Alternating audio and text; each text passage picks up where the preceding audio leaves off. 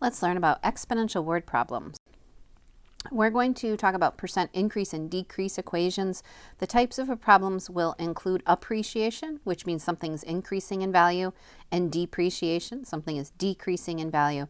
And we'll look at compounding, and we'll talk about how to solve these types of equations. So let's get ready. You're going to need paper, pencil, and calculator. And these are the formulas that we're going to be using. So let's just take a look at them. Notice similarities and differences. When we are increasing, we are adding. So that should make sense because we want to increase. When we are decreasing, we're going to choose to subtract. If you notice, they all have A's, P's, R's, and T's. But this last one that is compounding has an extra n. We divide by n, and then that same n gets multiplied up in the exponent. So that's really going to make it grow a lot faster, and we'll see what that does. So the variables themselves, the P is where you start. That's your starting amount. It stands for principal. And then the A is the final amount that you're going to get out at the end after you've done these numbers to it. The R is the rate, and you need to make sure you change that to a decimal. So if I had 5%, that's going to be 0.05. Don't just plug in 5, make sure you're plugging in 0.05. The T is the time period, and then this new N is the number of times compounded. So how many times are they running this formula is kind of what it's talking about, and we'll get to that when we get to those problems. So let's buy a house. Usually houses will appreciate. They'll go up in value, so you want to use the plus. You want to be putting a P in and getting an A that's bigger than P. In this example, we bought a house in the year 2000 for $300,000. The value has increased by 3% each year. How much is it worth now, which is 2021? So the first thing is 2000 is just a year. We're going to call that year 0. 2021 then, so if we do 2021 minus 2000, we want to know the cost or the value of this house 21 years later. So we are not plugging in years, but we're using the years to find our T or our time. So I'm going to write out my equation, and then we're going to substitute in what we know.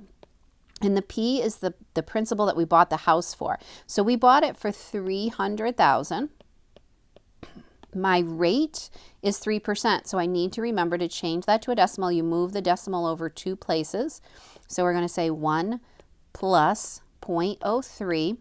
And then we've already calculated our time. We want to know 21 years later, so we're going to raise this to the 21. And that's going to equal my final amount. So you should, if you have the bigger calculators, you have all the numbers on the right-hand side. You should be able to enter it just like that.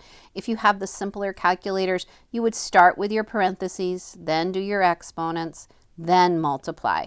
So parentheses, multiply, exponent, and then multiply. And you should $558,088. So that's pretty good. After 21 years, your house has gone up in value. You want to make sure it makes sense and that it actually has gone up. It's bigger than the 300,000. Let's buy a car. Now, cars will usually depreciate as soon as you drive them off the lot. They'll go down in value. I'm not talking about classic cars, which are going up in value, but when you buy a car, it usually depreciates, so we're going to use subtraction. We bought a car in the year 2015 for $55,000. It has depreciated. D means it's going down, means I'm using the subtraction, at 15%. So I'm going to change that to 0.15. Each year, how much is it worth? This year, 2021. So first I'm going to figure out my time again, 2021. We bought it in 2015. So we're looking at, we're looking at 6 years, which I'm just realizing I'm going to have the wrong number in my answer here because I used the wrong year. So we bought it for $55,000. So I'm going to start with my P at $55,000. 1 minus my rate, and then my T is 6. And we want to figure out how much we have. So 1 minus 0.15 is 0.85. So you can see that number is smaller than that 100%. And then we're going to multiply it. And again, you can go straight through if you have the bigger calculators. And my answer is going to be a little bit off because I don't know what I did. I think I reversed this and called that 2012. So you can calculate that and figure out your answer. How much was the car? So this is a different variation. We bought a car in the year 2010. It has depreciated at 15% each year. How much did we buy it for if it's worth $11,000 now in the year 2021? So this is my A. We know that the amount is now is $11,000. So let's fill in what we know. We know our A. We're asking for how much we bought it for. So we don't know the P. 1 minus 0.15. And then 2021 minus 2010 is 11 years. So we've had the car for 11 years. So we're trying to get to this P here. And this whole thing we could calculate. You can do 0.85 to the 11 on your calculator. And we're going to get about 0.1673. The more decimals, the better. And we're still trying to get to this P, so I'm going to divide everything by the 0.116. Oops. And we're going to get about $65,750 we must have paid. Now this is what we paid, so we want that price to be bigger than $11,000, and it is. Now let's talk about putting money in the bank. And when you put money in the bank, they'll run a formula and they will compound it, which means the bank runs a formula and you will earn interest. So the next time they run the formula, you now have more money in the bank and they're running it with this higher amount. So you want the bank to compound it. You want it to be compounding it as many times as it can, because every time it compounds, you get a little bit more money. So these are the formulas that have the n's in it, and those are the same n. And if it tells you that you're compounding annually, that just means one time a year, and then it's kind of just the formula we just did, so n is just 1. Biannually and semi-annually mean the same thing. It's 2 times a year, so n would be 2. Quarterly, there's 4 quarters, so n is 4. And monthly, we have 12 times a year, so n is 12.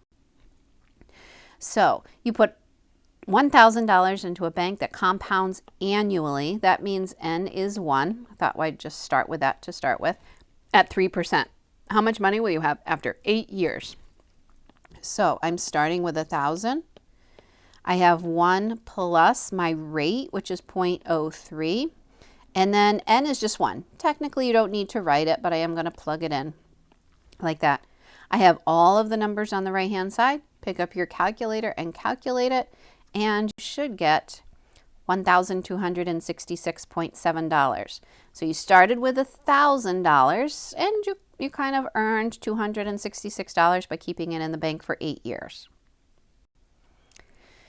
Let's look at this one. You put $1,000 in a bank that compounds quarterly. So that means my n is going to be 4. My percent is 3%. We're in for 8 years. So A equals $1,000 in the bank. 1 plus my rate changed to 0.03 over 8.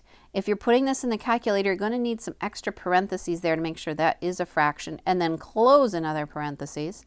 And then up in the exponent goes the same 8 for n. Oh, sorry, I mixed up. This is a 4, and then this is a 4 times 8. There we go. We're compounding. Our n is 4, and our t is 8. You have all of those numbers. We just have to be very careful on the calculator. You can do them in pieces, or if you do them in one swipe on your calculator, you need a lot of parentheses. So this whole thing you could just say is 32. That might make it easier on your calculator to raise it there. And you get about $1,270. So to recap, we have our percent increase when we add, percent decrease when we subtract. When we're compounding, we are increasing, so we put plus, and then we have both ends. Good job.